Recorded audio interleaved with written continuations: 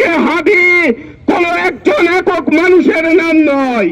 আজকে হাদি পরিণত হয়েছে একটি চেতনাতে।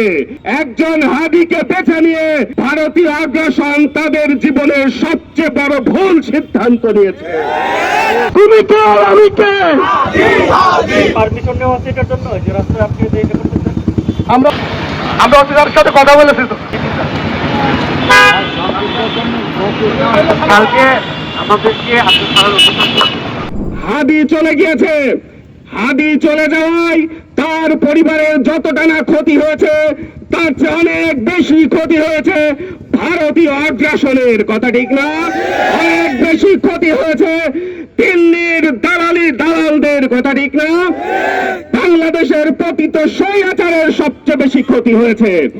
কেননা আজকে হাদি কোন একজন একক মানুষের নাম নয়। আজকে হাদি পরিণত হয়েছে একটি চেতনাতে।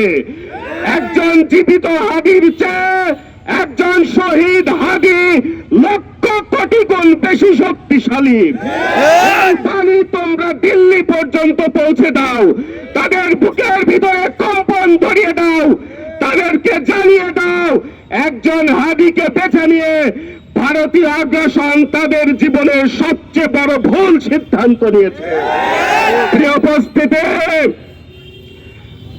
শহীদ আবরারের রেখে যাওয়া বিপ্লব, আবু সাইদের রেখে যাওয়া বিপ্লব, শহীদ ওসমান হাদির রেখে যাওয়া বিপ্লব, জুলাই আন্দোলনে হাজারো শহীদের রেখে যাওয়া বিপ্লবকে আমরা আমাদের চোখের সামনে ব্যর্থ হতে দিতে পারি না। শহীদ ওসমান হাদি আমাদেরকে শিখিয়ে দিয়েছে কিভাবে হাসতে হাসতে বুলেটের সামনে নিজের বুককে পেটের গুলি গ্রহণ করতে হয়। উপস্থিতি, শহীদি তামান্না শাহাদাতের নেশা বড় মারাত্মক নেশা। একবার যদি কারোর মধ্যে শাহাদাতের নেশা জেগে ওঠে, দুনিয়ার কোন চিজ আসবাব দিয়ে তাকে শান্ত করা যায় না। বাংলাদেশের তরুণ যুবক ছেলেদের মধ্যে শাহাদাতের তামান্না জাগিয়ে তুলেছে শহীদ ওসমান হাদি।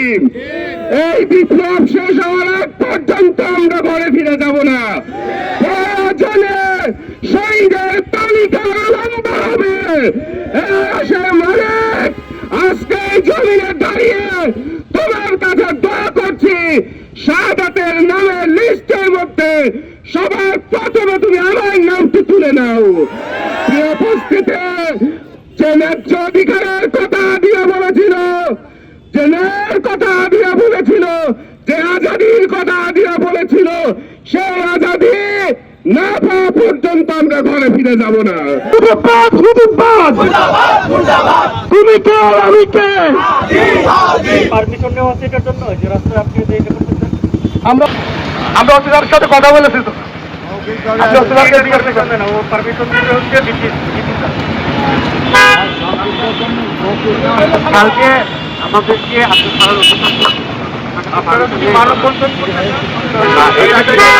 কোনো গাড়ি কিন্তু রাস্তায় একটা গাড়ি কিন্তু এখনো আটকা পড়েনি বা জ্যাম হয়নি।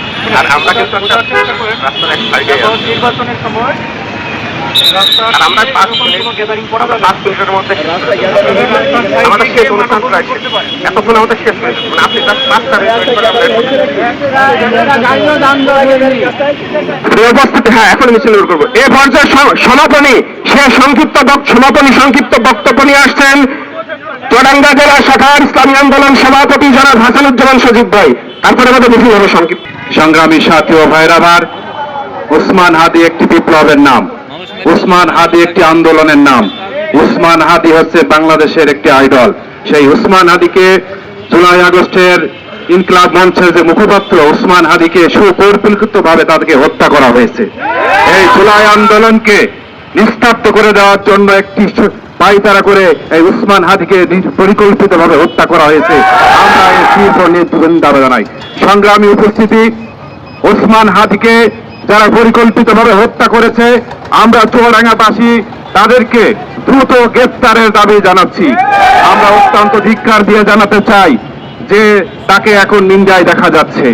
বাংলাদেশের যে প্রশাসন, বাংলাদেশের যে বর্ডার গার্ড যারা আছে তারা কি নাকে তেল দিয়ে ঘুমায়? বাংলাদেশের একজন শীর্ষ সন্ত্রাসী তারা বাংলাদেশ থেকে পালিয়ে যায়, আপনারা সেখানে কি করেন? এই বাংলাদেশ সরকার, অন্তর্বর্তী সরকারকে আমি বলতে চাই, এই বাংলাদেশের আপামর ছাত্র জনতার রক্তের বিনিময়ে আপনারা বর্তমান ক্ষমতার মসনদে বসে আছেন। এই ছাত্র জনতা যদি রক্ত না দিত আপনারা এই ক্ষমতার মসনদে বসতে পারতেন না।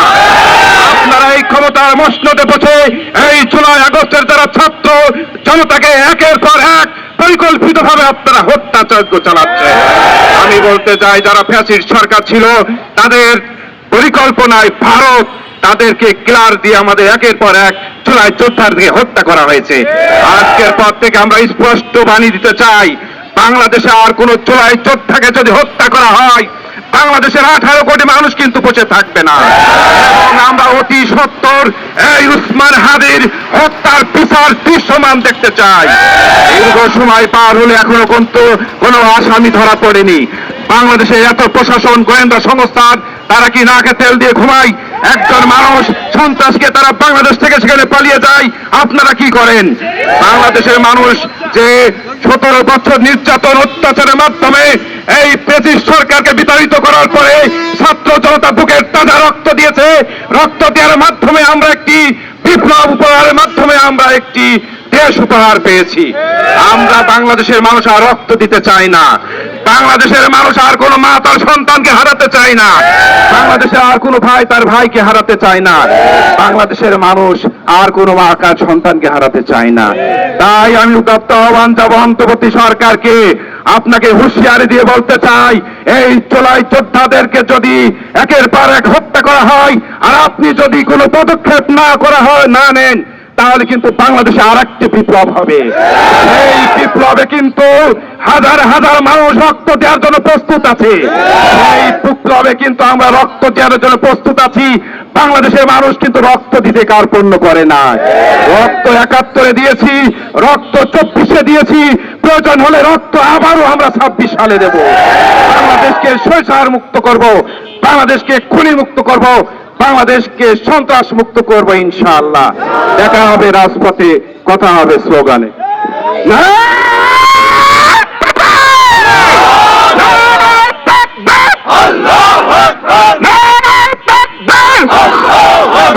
টানো টানো